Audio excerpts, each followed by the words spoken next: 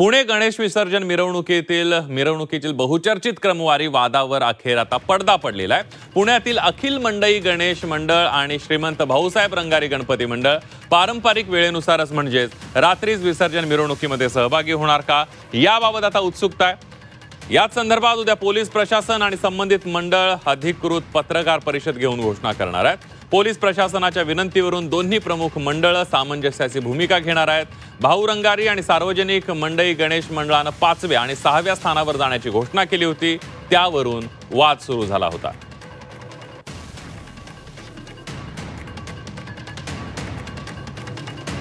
आणि याविषयी अधिक माहितीसाठी जाऊयात थेट पुण्याला। आपले प्रतिनिधी चंद्रकांत फुंदे आपल्या सोबत आहेत। चंद्रकांत, हो, गेली 15-20 दिवस पुण्यातल्या गणेशोत्सव विसर्जन मिरवणुकीचा वाद सुरू होता।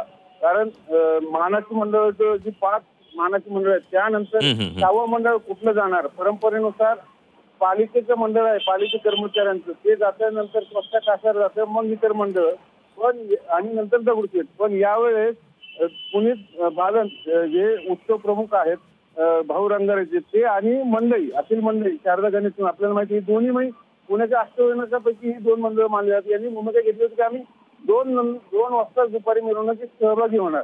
त्यामुळं आता मिरवणुकीत मग 6वा क्रमांक कोणाचा याच्यावर सगळा वाद सुरू होता।